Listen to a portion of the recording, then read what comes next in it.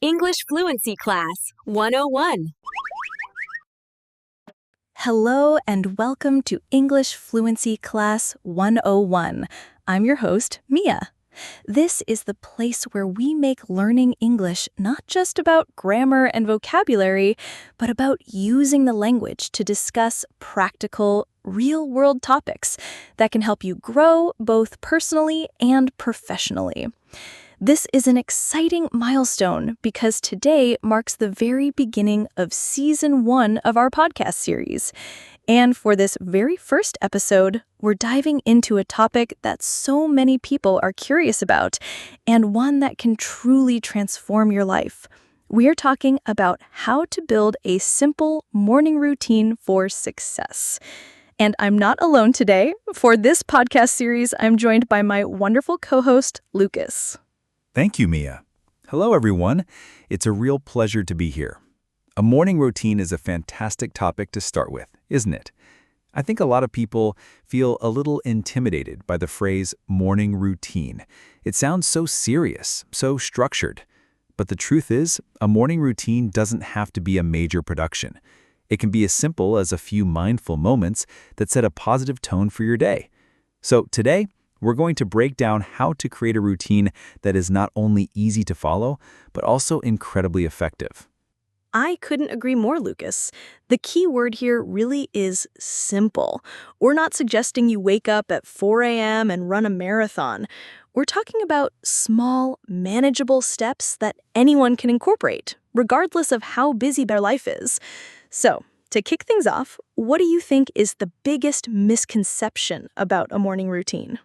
That's a great question, Mia. I think the biggest misconception is that it has to be perfect. You see all these elaborate routines on social media, waking up at dawn, doing a 2-hour workout, meditating for 30 minutes, making a gourmet breakfast, and so on. This can be really discouraging. The truth is, the best morning routine is the one you can actually stick to. Consistency, even with just 1 or 2 small actions, is far more powerful than a perfect routine you can only do for a few days. Absolutely. I think a lot of people have that all or nothing mindset. If they can't do the ideal routine, they think, why bother? But that's where they miss the point. A simple routine is about progress, not perfection. So, what would you say are some of the immediate benefits someone can experience from even a very simple routine? I think the most significant benefit is gaining a sense of control over your day. When you wake up and your first action is something you've chosen and planned, it puts you in a proactive mindset. You're not just reacting to emails, social media notifications, or other people's demands. You're intentionally creating the start of your day. This feeling of control can dramatically reduce stress and anxiety. That's a huge point.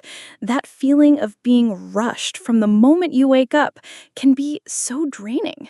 A routine gives you a buffer, a little pocket of time just for yourself.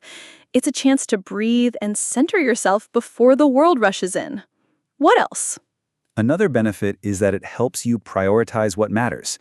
In the rush of a busy day, it's easy to let important things like exercise, reading, or personal reflection fall by the wayside. By scheduling these things into your morning routine, you're making sure they happen.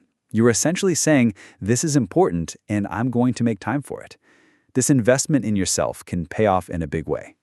It's like filling your own cup first so that you have more to give to others throughout the day. It's an act of self-care. Now, for our listeners who might be feeling inspired to start, let's get into some specific, simple activities they can try. What's the easiest, most basic thing someone can do to start? The simplest and a surprisingly powerful one is just making your bed. It sounds so basic, but it's a quick win. It's one small productive task completed right away. It sets a tone for the rest of the day and creates a sense of order in your physical space, which can translate to a sense of order in your mind. I love that one. It's a great habit to build. And another incredibly simple one is just drinking a glass of water. After a night's sleep, our bodies are dehydrated.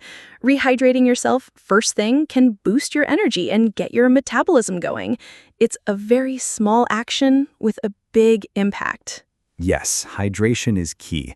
And what about for mental well-being? For those who want to feel more centered, a great activity is to spend just 5 minutes of quiet time. This could be a short meditation, a few minutes of deep breathing, or even just sitting in silence and observing your thoughts without judgment. It's a powerful way to calm your mind before the noise of the day begins. That's a fantastic suggestion. The silence can be so restorative. And for those who like to write, journaling can be a great addition. You don't have to write for a long time. Just a few minutes to jot down your thoughts, your goals for the day, or something you are grateful for. It's a wonderful way to gain clarity and focus. Absolutely. Journaling can help you get things out of your head and onto paper, which can reduce mental clutter. Another activity is to read something inspiring. It could be a chapter of a book, a motivational article, or even just a few pages. Starting the day with something positive and educational can really set a great tone. I agree. What do you think, everyone? Do you have a favorite simple activity that you think helps you start the day off right? Comment below your thoughts on this. We'd love to hear what works for you and what ideas you can share with our community. Mia, let's talk about the biggest hurdle people face when trying to start a routine: consistency. How can someone make sure they stick with their new habits? Because it's easy to be excited on day 1, but what about day 7 or day 30? That's a crucial point. One of the best strategies for consistency is to start incredibly small. We already mentioned this, but it's worth repeating. Don't try to do 5 new things at once. Just pick one, like making your bed or drinking water. Commit to doing that one thing every day for a week. Once it feels automatic, you can add another small habit. It's about building momentum gradually. I completely agree. It's like building a muscle. You don't try to lift 100 pounds on the first day. You start with 5 or 10 pounds and work your way up. Another great tip is something called habit stacking. This is where you link a new habit to an existing one. For example, if you always make a cup of coffee in the morning, you can decide that right after you put the kettle on, you will do 5 minutes of stretching. The existing habit becomes a trigger for the new one.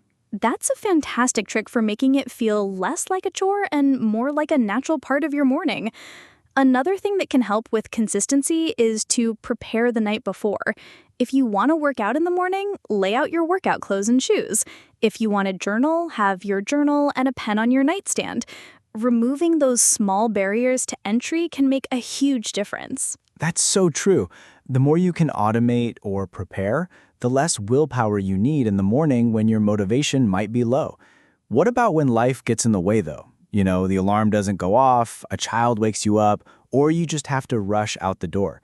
How do you handle those days without giving up on the whole thing? That's a great question. I think the key here is to let go of perfection. One disrupted morning doesn't mean you failed completely. The important thing is to get back on track the very next day. Maybe on that day, you only do the absolute minimum, a glass of water and a few deep breaths. The goal is to maintain the habit even in a reduced form rather than abandoning it. That's such a great perspective. Don't let one bad day define your entire progress. Just say, okay, that didn't go as planned, but I'll try again tomorrow. This mindset is crucial for long-term success. Absolutely. Now, Lucas, let's talk about the connection between a simple morning routine and overall success.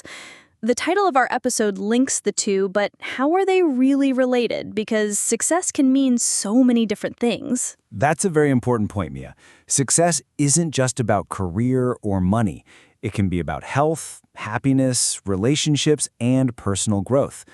A morning routine is a foundation for all these areas. When you consistently start your day by investing in yourself, whether it's your physical health through exercise, your mental clarity through mindfulness, or your personal growth through reading, you are building a strong base. It's like compounding interest, but for your personal development. Small, consistent efforts in the morning can lead to significant positive changes over time. Exactly. Think about it. When you feel more calm and in control, you're better able to handle challenges at work. When you've invested in your physical health, you have more energy to pursue your goals. When you take time for yourself, you're a better partner, friend, and colleague. It all connects. A morning routine is really about creating a positive upward spiral. I love that idea of an upward spiral. It's so much more encouraging than a rigid set of rules. So, for our listeners, what do you think is a good way for them to figure out what type of routine is right for them? Because, as we said, what works for one person might not work for another. I think it's about self-awareness. You have to ask yourself, what do I need right now? Do you feel stressed and anxious? Then maybe focus on mindfulness and journaling. Do you feel tired and sluggish? Then maybe a glass of water and some stretching are a good place to start. Your routine should be a response to your personal needs, not what someone else is doing. That's a key insight. It's not about what you think you should do, but what you genuinely need. And it's okay for your routine to change over time as your needs change. A new parent might have a very different routine than a college student. Both can be successful. Exactly. The routine should support your current life, not be a source of additional stress. And for our listeners, we want to know, what are your specific morning struggles? Do you find it hard to wake up, or do you get distracted easily? Share your challenges in the comments, and we can all help each other find solutions.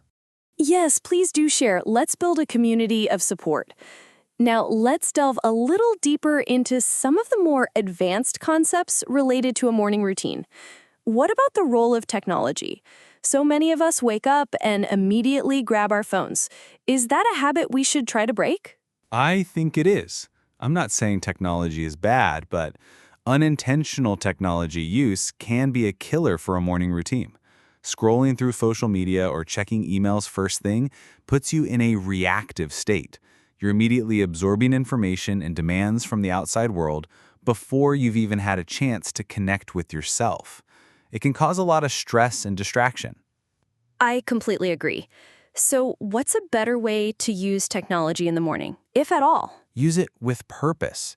If you're going to use an app, make sure it's for something intentional, like a guided meditation, a workout video, or an educational podcast. Avoid the mindless scrolling and the instant gratification of checking notifications. I think a great rule of thumb is to have a tech-free period in the morning, even just the first 15 or 30 minutes, to give yourself time to establish a positive tone for the day. That's a fantastic idea. It's about being deliberate with your time and your energy. And what about the connection between a morning routine and a good night's sleep? Because you can't have a good morning without a good night's sleep, right? You hit the nail on the head, Mia. A morning routine actually starts the night before. By having a good evening routine, winding down, avoiding screens, and getting to bed at a consistent time, you make it much easier to wake up refreshed and ready for your morning routine. A morning routine and a bedtime routine are two sides of the same coin. That's a really important point. They work together. So, to our listeners, think not just about your mornings, but also about what you do in the evenings to prepare for a successful start. So, as we begin to wrap up, let's just quickly recap the main points. A simple morning routine is a powerful tool for success. It's about being proactive, setting intentions, and investing in yourself. It doesn't have to be long or complicated. Start with just one small habit, build consistency, and be flexible with yourself. And remember, the goal is not to have a perfect routine, but to have a sustainable one that makes you feel good and supports your goals. We really hope this first episode of our podcast series has inspired you to think about how you start your day. And we'd love to continue this conversation with you. What do you think is the best part of your day, and how can a morning routine make it even better? Share your thoughts in the comments below. Your insights are so valuable to our community. Thank you so much for joining us for this first episode of the English Fluency Class 101 podcast series. We have so many more exciting topics planned for you, all designed to help you become a more fluent English speaker while also enriching your life. If you enjoyed this episode and found it helpful, please do us a favor. Like this video, share it with a friend who might benefit, and subscribe to our channel so you don't miss our future episodes. Your support helps us grow and continue to create content that can help you on your journey. Until next time, take care and start your day with intention. Like, share, and subscribe.